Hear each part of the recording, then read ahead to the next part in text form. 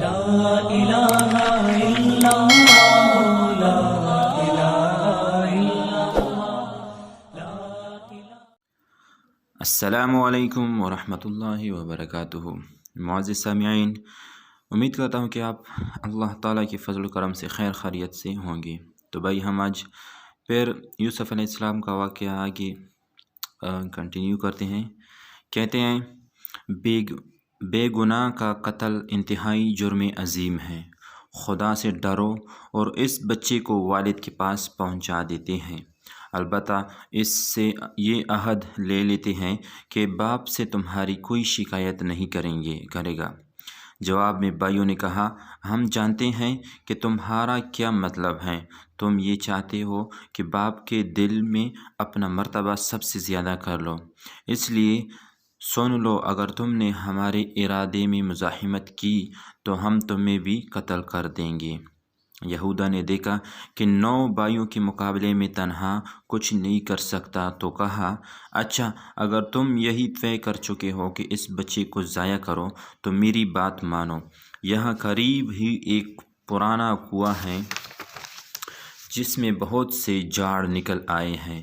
سانپ، بچھو اور طرح طرح کے موذی جانور اس میں رہتے ہیں. تم اس کو کنویں میں ڈال دو.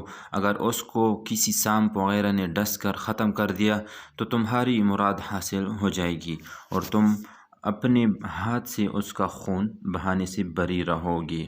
اور اگر یہ زندہ رہا تو کوئی قافلہ شاید یہاں آئے اور پانی کے لیے کنویں میں ڈالے اور یہ نکل آئے تو وہ اس کو اپنے ساتھ کسی دوسرے ملک میں پہنچا دے گا.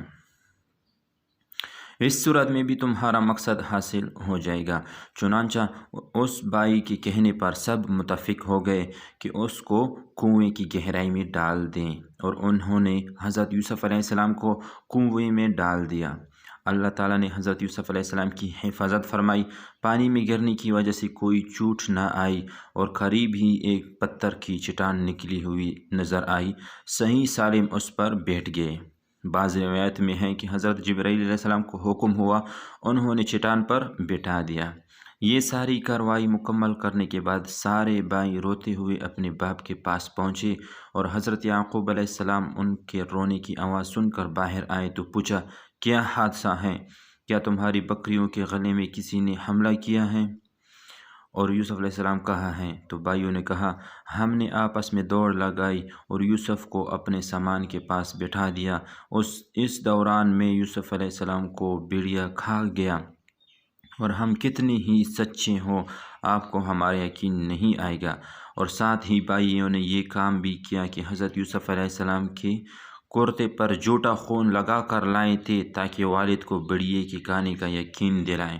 مگر خدا نے ان کا جھوٹ ظاہر کرنے کے لیے ان کو اس سے غافل کر دیا کہ کرتے پر خون لگانے کے ساتھ اس کو پاڑ بھی دیتے جس سے بھیڑیے کا کانا ثابت ہو جاتا.